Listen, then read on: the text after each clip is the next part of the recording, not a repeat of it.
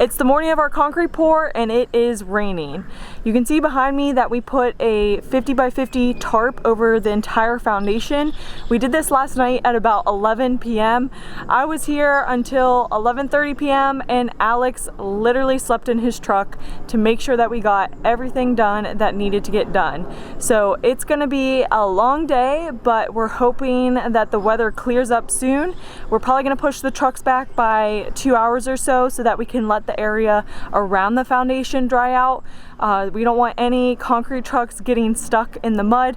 Luckily, we have 2 loads of mulch here right now that Alex can spread with his skid steer to help the situation, but ultimately we're gonna have to push it back by a couple of hours. Alex purchased this tarp online. It's super thin, so we tried to be as careful as possible not to let it get caught on anything. You can see it's definitely going to help us with the rain situation and keeping the water off of the foundation. You really don't want to have standing water when you pour any sort of concrete. So once we remove this tarp, we'll definitely do a quick check. Yesterday we were blowing off the water with a leaf blower and then also using a pump to pump it off. Hopefully there's not a ton of water underneath this tarp, but it's definitely going to help our situation. Here's some of the muddy spots around the foundation. Definitely not ideal, but hopefully that pile of mulch over there and this pile of mulch will help the situation. We are hiring out the slab work, so the guys should be here soon. If you saw our video about pouring our own stem wall, you will know why we did not want to tackle this project. I'll post a link to the video above here so you can see our concrete experience before. But really you want to have multiple people here whenever you're doing slab work, and they have a power screed, and so that's going to help the job go a lot quicker.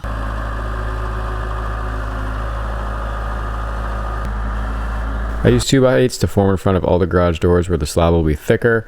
I braced the middles and screwed the outsides to the foundation with Tapcons. I left the board 3/4 inch down from the top of the foundation. That way there can be a downward slope at the very edge to help with draining water that falls outside the garage door. At the inside corners, I beveled the foam boards to help reduce stress concentrations and reduce the risk of a re-entrant corner crack. Here she is. Where are you starting? Let's start back here. All the way across. Yeah, you'll probably reach about halfway. We need you to super up blaster. Yeah, super up blaster. What's your... That's what we're best at, Timmy. We're concreters. That's what everybody's in there. Holy moly, I'm scared. Do they care that we're on camera?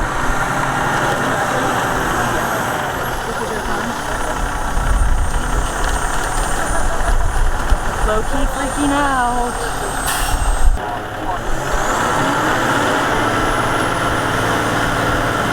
Take down. Give her a 10-piece.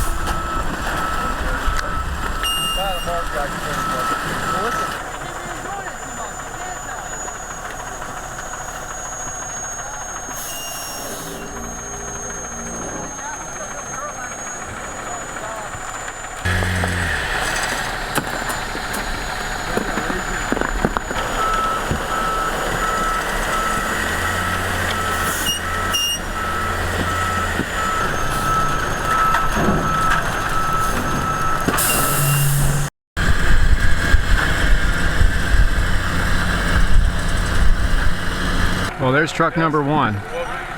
Got some bad news. Truck number 2 just left the plant. It's going to be 30 minutes till it gets here. So Jimmy's going to spray some concrete retardant film. Keeps it from setting up too quick. That way, hopefully, we don't have a big cold joint there where the first truck meets the second truck.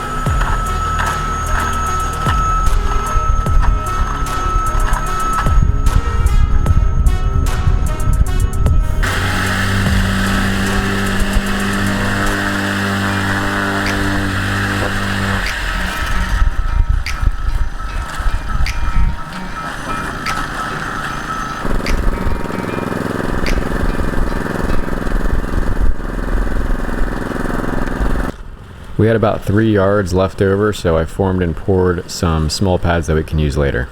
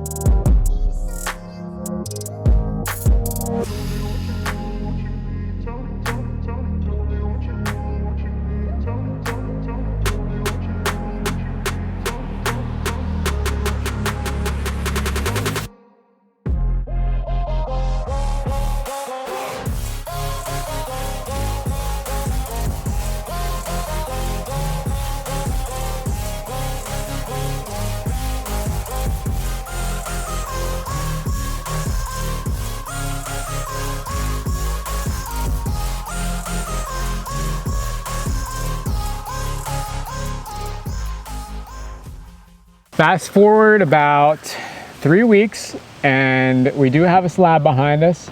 However, the quality of it was not really what we expected it would be, unfortunately. Yeah. There are some finish issues and there's a big cold joint where that first truckload met the third truckload. The contractor wasn't able to blend it in like he thought he would. And so there's a pretty obvious difference in the finish and the concrete there. Yeah, so unfortunately, as a result of the different finish issues that we have, we're gonna have to go with epoxy. We don't have to do this, but this is something that we want. You know, we are putting a lot of work into this build. We want a nice finished product. And so we're deciding to go with epoxy. Now that is gonna add more to our budget that we weren't initially planning on. So we got some quotes and they're coming back in about the $8,000 to $12,000 range. That's something that's gonna happen at the very, very end of the project, but we're definitely gonna budget that in to cover up some of the defects. When we hired this contractor, he did come with the recommendation of one of our good friends who's built several homes and has used him for his flat work. So I thought we would have a better experience than we did. However, we still ended up with the cold joint, partially the fault of the batch plant, but also there's some finish issues that really I just can't excuse. There's mud and dirt troweled into several areas of the slab. Pine needles, sticks, things like that. And it was just like, there's just kind of a general lack of attention to detail. As engineers, like we really look closely at these kind of things. Maybe the average homeowner doesn't, but it's just kind of some things that really concerned us at the end of the day. Yeah, and some of that was our fault with kind of rushing the project and trying to move forward and not doing our due diligence on our end. We also did not put a contract together and we didn't have anything signed with the contractor. So that was a huge lesson learned. We know the importance of it and we have one drafted up. We just didn't even do it and kind of just let that go by the wayside. And that's something we definitely regret. So if you are hiring any contractor in a process of self-building or doing a home project, definitely have a contract in place so that you have a way to hold someone accountable for their work. We are working with the batch plant right now to potentially get that money refunded. We haven't paid it. Yeah, we haven't paid it, but we are working with the batch plant on that. We paid the finisher, but they're gonna give us a little bit of money back for some of the finish issues. So that's a little bit of a silver lining there. One other thing that we want to talk about is the control joints. So we initially planned to have control joints in this slab, and we planned out everything pretty meticulously, as you saw in our radiant tubing video. We had to make sure that the radiant tubing was not going to get hit by any saw, but unfortunately the contractor did not have a saw that was adjustable, even though we specified the depth that we needed. At the end of the day, when it came time to cut those control joints, his saw wasn't adjustable, and so we had to make a game time decision on whether or not we were ready to cut the slab and risk cutting our tubing.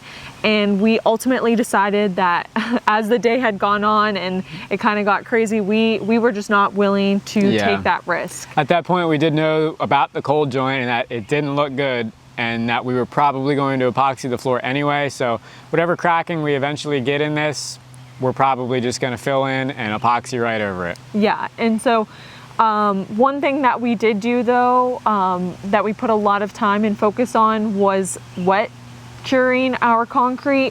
So this is a step that we believe not a lot of contractors do, because you typically have a GC who's managing your build, but wet setting your concrete can help prevent cracks. And what we did is we tarped over the entire slab, and we came here and we watered it every day. Well, Alex did. For about 10 days after the slab was poured, I was here every night, uncovered it, dumped about 15 gallons of water on it, and then recovered it. And it's been 3 weeks now. Knock on concrete, we don't have any cracks. So I've heard it can be like literal months or years until the cracks show up. So you never know. But for the most part, I'm pretty surprised actually it hasn't cracked. We do have fiber in the mix, which I think helps a little bit. And our rebar is at 12-inch on center. So I'm not really concerned. There's no structural issues. It's really just aesthetic. But it was just kind of a bummer with that it didn't turn out exactly how we planned. Yeah, especially because we've put a lot of time and effort into the process so far. So for 3 hours of work to kind of turn on its head isn't ideal. At the end of the day, we can blame the contractor and the batch plan all we want, but it really comes back to us not doing all of our due diligence. We were hasty in scheduling the pour and getting it over with so we could get on to the next phase, but really, we should have really vetted out the contractor better. We should have went and saw some of the work that they've done in the past. Gotten more references. Yeah. And we put clauses in the contract about quality and doing like a final walkthrough if we would have had one. Yeah. There were a lot of different things that we could have done better. And I've honestly woken up in the middle of the night the past couple of weeks just with like traumatized from this experience of hindsight 2020. We could have done this and this different. And so I think right now what we're trying to do is focus on moving on and accepting that we made our mistakes. We had some issues and there's going to be some lessons learned from this. And one of those is that we have to do our due diligence going forward. We cannot just keep the project moving to keep it moving. We have to stop, reflect, and say, these things went wrong. This is how we're going to move forward. Yeah. We're lucky that the issues are really just aesthetic, but it still doesn't make it feel any better. Yeah. So the good thing is we have radiant tubing. It works. It held pressure the entire time. So we will have heated floors. Yes. Thank goodness. Even though it's a garage and it really doesn't matter, but it will have heated floors, so that's exciting in itself. So if you are pouring concrete, just keep in mind you really want to vet your contractor. Also, make sure to pour first thing in the morning. That is a non-negotiable. We dealt with this with our stem wall pour. We clearly did not learn the lesson, but if that heat is too hot, call it. Say, nope, we got to reschedule. Yep. I'm sorry, but this is not the day. So make sure you get those first trucks and make sure that it's not in the heat. Yep. Yep. We hired it to a professional thinking that it was going to be out of our hands and it was going to go off perfectly, and it turns out we had to micromanage more than we thought we needed to. Well, we didn't really micromanage. We kind of just watched it all unfold. Well, we should have micromanaged more than what we did. Yeah. Yeah. But yeah, again, but one thing that we have learned since this all has happened is that cold joints are actually way more common than people know about. A lot of people don't even know what a cold joint is. And I'm sure now that we know what it is, we are going to be extremely critical of concrete going forward. Yeah. You better believe if I'm in your garage, I'm probably going to judge your garage going forward. So I think that a lot of this happens more often than we know about as homeowners, because we're not usually this intimate with the whole process. So tomorrow is actually our first day of framing. And so that's something I've really been looking forward to. I think it's going to be a pretty fun phase of the project to actually see some walls go up. It's a lot more reversible than concrete is. And there's no time schedule, you know, to like, I mean, obviously you don't want you to get your wood rained on, you know, for a year or something, but it doesn't have a cure time or anything like that. And so I think that'll be a lot less stress than something like the slab pour. Yeah, and we went back and forth about whether or not we should hire out the entire framing, but what we ultimately decided on was framing the first floor ourselves and then hiring out the second floor and roofing to someone else. So saves us a little bit of money, and it gives us a little bit of experience framing. Yeah. And just the ability to have some fun with it and take our time and learn a new skill. Yeah, and this is one thing that, like Alex said, he's been looking forward to. And so after this concrete pour happened, we were kind of like, yes, we have to do this.